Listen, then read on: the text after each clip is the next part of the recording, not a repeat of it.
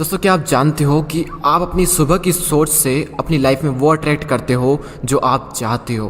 और ये होगा तभी जब आप सुबह जल्दी उठ पाएंगे, वरना कई सारे लोगों की सुबह 8 बजे, 9 बजे, 10 बजे, 11 बजे होती है। मैं ये सोचता हूँ कि किस इंसान को इंस्पिरेशन मान के ये इतनी लेट उठते हैं। मैंने इतनी की स्पीच सुनी है, कईयों की बायोग्राफीज पढ़ी है, एक भी ऐसा इंसान मुझे नहीं मिला जो बहुत सक्सेसफुल हुआ है और उसने ये रिकमेंड किया है कि आप लेट उठो। तो किस इंसान को इंस्पिरेशन मान के, किससे सीख के आप इतनी लेट उठते हो?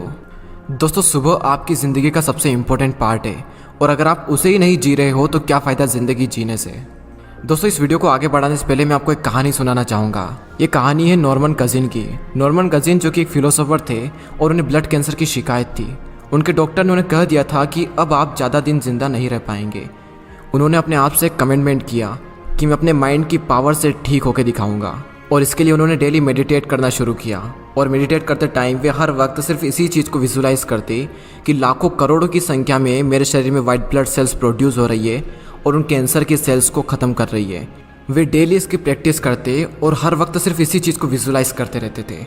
और कुछ ही दिनों बाद उनकी बॉडी में कुछ ऐसी प्रोसेस हुई, कुछ ऐसे नए नए चेंजेस आने शुरू हुए कि उनके डॉक्टर्स भी हैरान हो गए कि ये कैसे हो सकता है। और फाइनली उन्होंने अपने कैंसर को मात दे दी। This is the power of visualization. और ये कोई फेक स्टोरी नहीं है, ये एक रियल लाइफ एग्जाम्पल है। मैं आपको एक और एग्जाम्पल देता हूँ टाइगर वुड्स का।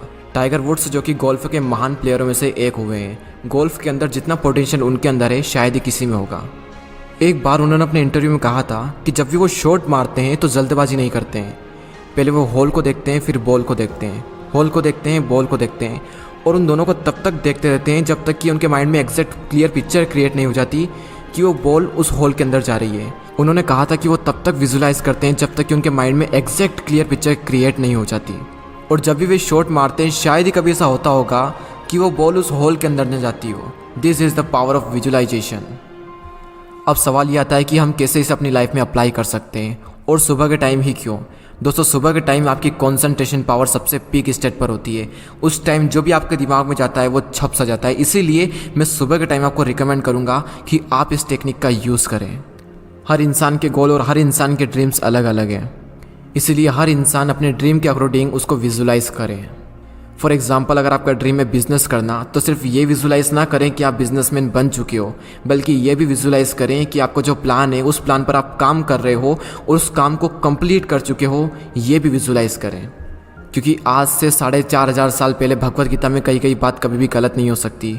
कर्म करें तो फल मिलेगा और उस कर्म को करने की ताकत वहाँ से आएगी जब कोई बात आपके सबकॉन्शियस माइंड में अंदर तक फिट हो जाएगी। सुबह के टाइम वैसे भी हमारे हर थॉट्स की फ्रीक्वेंसी बहुत ज़्यादा होती है और अगर आप इसकी प्रैक्टिस करना शुरू कर दें तो कुछ ही दिनों के अंदर अंदर आप देखेंगे कि आपका माइंड आपसे वो काम करवा रहा है जो आपने विजुलाइज किया था। आप देखेंगे कि आपके अंदर एक नई एनर्जी फ्लो हो रही है आपके गोल्स के लिए। कई बार क्या होता है कि जब भी हम मोटिवेट होते हैं तो हम कई सारे काम करने की ठान लेते हैं और जैसे ही हम डीमोटिवेट होते हैं, फीलिंग्स चेंज होती है तो उसके अकॉर्डिंग हम काम करना छोड़ देते हैं।